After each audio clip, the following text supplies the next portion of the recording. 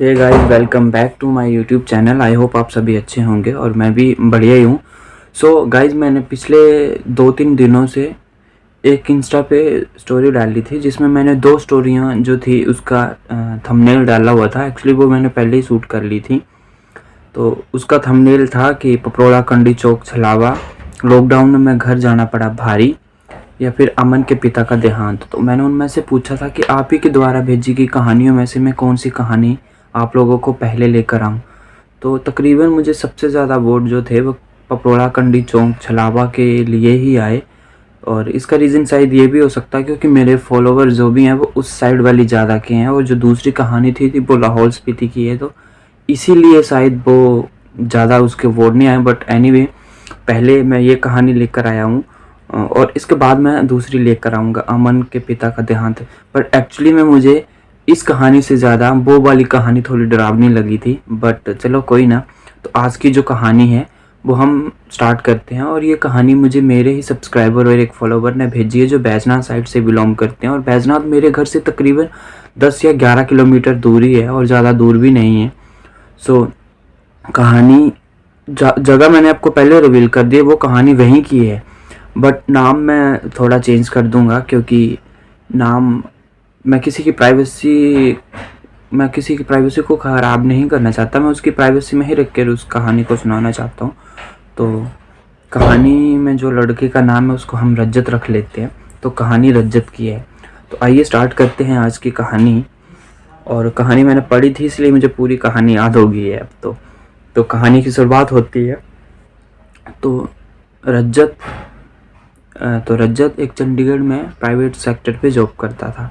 हुआ कुछ यूँ था कि वो चंडीगढ़ में प्राइवेट सेक्टर में जॉब करता था और उन दिनों लॉकडाउन लग चुका था। और वो लॉकडाउन में, आपको तो पता ही है, लॉकडाउन में संपूर्ण भारत में लॉकडाउन लग चुका था। इट मीन्स कोई भी बंदा रूम से बाहर नहीं निकल सकता था। तो मैं भी किराए के कमरे में रुक के पागल हुआ जा रहा था। मैं सोच रहा था कि कब गाड़ी और स्कूटी को चलने की सरकार इजाज़त दे दे और मैं अपने घर वापस चला जाऊं, क्योंकि एक बंद कमरे में मैं पागल हुए जा रहा था। मैं इतना दुखी हो गया था कि मैं ना तो कहीं जा सकता था और ना ही किसी से मिल सकता था, क्योंकि मेरे कमरे के बाहर ही हाईवे था। मतलब मैं हाईवे के साथ में ही रहता था। अब हुआ यूँ था कि जब लॉकडाउन में हल्की सी छूट सरकार ने दे दी थी, मतलब गाड़ियाँ चलने की और बाइक वगैरह चलने की, तो मेरे कुछ एक फ्रेंड जो चंडीगढ़ में जॉब करते थे और अपनी गाड़ी लेकर आए थे, मैंने उनसे कहा कि अगर आप घर जाओगे तो प्लीज़ मुझे भी अपने साथ ले चलना। और उन लोगों ने भी वैसे ही किया। और वो लोग घर जाते वक्त मुझे कॉल किया कि हम 2 दिन बाद घर जाएंगे, अगर तुम्हें चलना होगा तो तुम चल पड़ना। अब हुआ यूँ था कि मैंने भी उनके साथ जाने का प्लान बनाया और अपना सारा सामान समेट कर घर के लिए रवाना हो गया। अब हम घर के लिए थोड़ी लेट निकले थे, मतलब थोड़ी शाम के टाइम निकले थे।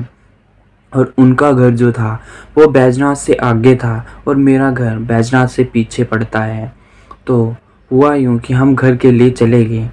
अब हम लोग रात को 11 या 12 बजे पालमपुर से भी पीछे पहुँचे और हमने देखा कि यहाँ पे कुछ खाने को मिलता है। बट लॉकडाउन की वजह से सब दुकानें बंद थी और हम लोग भूखे ही आगे के लिए निकल गए। अब हम 1 या 1:30 बजे के बीच में परोड़ा पहुँच गए और उन लोगों ने मुझे वहाँ पे उतार दिया और वो लोग घर के लिए रवाना हो गए। अब वहाँ से मुझे अपने घर के लिए या तो टैक्सी में जाना था या तो फिर पैदल ही जाना पड़ना था, क्योंकि वहाँ से मेरा घर पपरोड़ा से उतराड़ा वाली साइड का जो रास्ता जाता है वहाँ पे था। मतलब पपरोड़ा से कंडी वाली साइड को जो रास्ता जाता है उससे ऊपर मेरा घर था। अब मैंने अपने गांव के लोकल टैक्सी ड्राइवर को कॉल किया और उन्हें पपरोड़ा आने के लिए कहा। पर लॉकडाउन की वजह से कोई भी बंदा मुझे लेने के लिए आ ही नहीं रहा था, क्योंकि कोरोना जैसी महामारी इतनी फैल चुकी थी कि बाहर से आए बंदों को कोई भी अपनी गाड़ी में बिठाने से इनकार कर रहा था। अंत में मैंने सोचा कि अब कुछ भी नहीं हो सकता, क्योंकि मेरे पास और कोई भी ऑप्शन नहीं था सिवाय पैदल जाने के। और मैंने भी वैसे ही किया, पीठ पर बैग लिया और चल पड़ा। धीरे धीरे मैं पपरोड़ा से निकलने लगा और मुझे पपरोड़ा से कंडी तक के जितने भी शॉर्टकट रास्ते थे वो पता थे और मैं उन्हीं रास्तों से होकर पपरोड़ा से कंडी वाले रास्ते पर चल पड़ा। अब जैसे ही पपरोड़ा से मैं कंडी पहुंच गया, मतलब कंडी चौक में, तो वहाँ पे चौक के ऊपर वाली साइड ही एक प्राइमरी स्कूल आता है। उसके बाद मेरे घर के लिए मैक्सिमम कोई भी शॉर्टकट नहीं था, मुझे लॉन्ग से ही जाना था, मतलब वो जो रास्ता था उसी रास्ते से जाना था जहाँ से गाड़ियाँ वगैरह आती हैं। तो मुझे लिफ्ट की तो कोई उम्मीद नहीं थी, मैं फिर भी चलता रहा।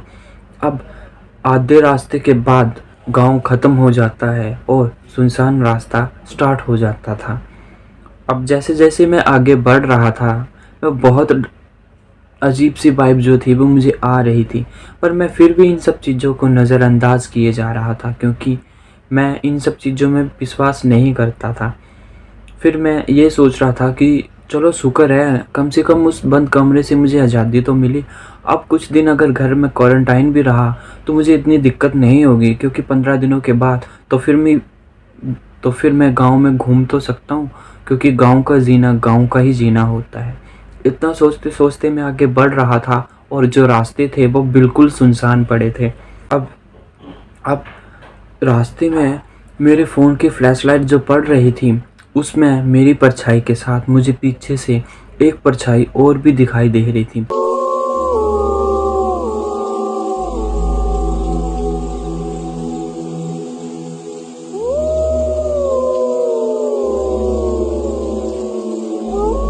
जब मेरी नज़र इस परछाई पर पड़ी तो मैं बहुत घबरा गया। फिर मैंने पीछे मुड़कर देखना चाहा, पर इतने में ही मुझे याद आ गया कि रात को अगर कुछ ऐसी बात हो तो पीछे मुड़कर कभी भी नहीं देखना चाहिए, और मैंने भी वैसे ही किया। और मुझे अजीब सी वाइब, मतलब नेगेटिव वाइब जो थी वो आने लग पड़ी थी। फिर मैं समझ तो गया था कि कुछ ना कुछ तो मेरे साथ हो ही रहा है, पर अब इससे बचा कैसे जाए। मैं चुपचाप चलता रहा।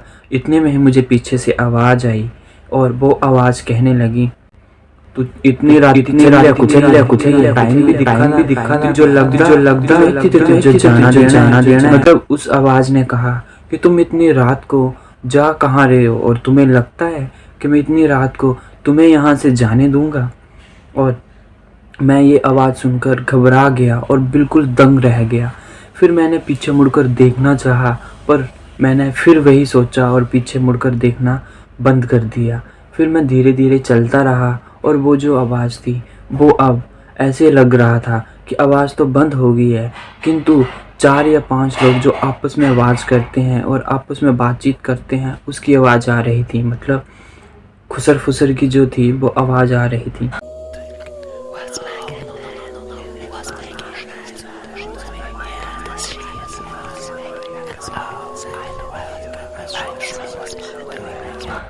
मैं उस आवाज़ को नज़रअंदाज किए जा रहा था और पीछे से फिर मुझे आवाज़ पड़ी, और अब की बार मुझे एक लड़की की आवाज़ सुनाई दी। उसने मुझसे कहा कि एक बारी पीछे मुड़ी न तो दिखी ले, मैं भी कल्ली चली हूँ, मिंजो भी आपको करना नहीं चाले, जितने तो चल रहा, जितने तो थोड़ी दूर नहीं जाना है, तो जितने तक तेरा साथ बनना उतने तक तो मिंजो आपको करना नहीं चाले। इसका मतलब था कि वो जो लड़की थी वो कह रही थी कि एक बार पीछे मुड़ के तो देख ले, मैं भी अकेली जा रही हूँ, जहाँ तक तुमने जाना है उससे थोड़ी ही दूर मुझे भी जाना है, तो मुझे भी अपने साथ ले चलो ना। मैंने फिर उस आवाज़ को नज़रअंदाज कर दिया और चुपचाप अपना रास्ता पकड़ा और चलता रहा। अब जैसे ही मैं आगे आगे जा रहा था वो आवाज़ चुप होगी और थोड़ी दूर जाकर मुझे फिर एक आवाज़ आई जो लड़की की रोने की आवाज़ थी।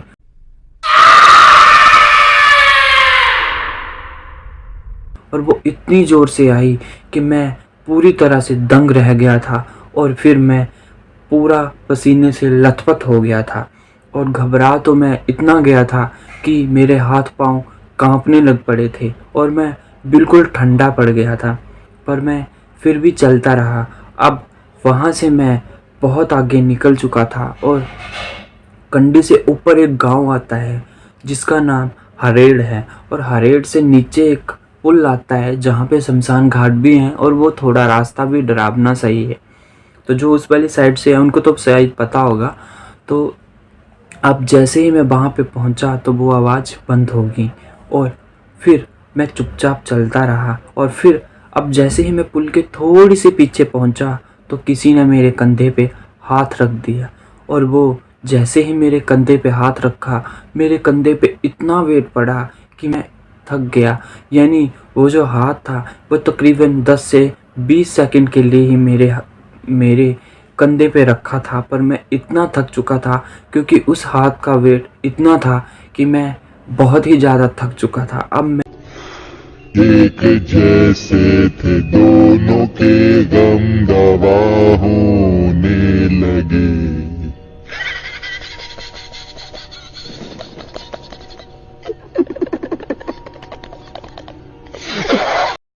घबरा गया और ना चाहते हुए भी मैंने पीछे देख ही लिया। अब जब मैंने पीछे मुड़कर देखा तो ये पाया कि पीछे तो कोई भी नहीं था और वो जो हाथ था वो भी मेरे कंधे से गायब हो चुका था। और मैं बहुत घबरा गया कि आखिर मेरे साथ हो क्या रहा है और ये क्यों हो रहा है।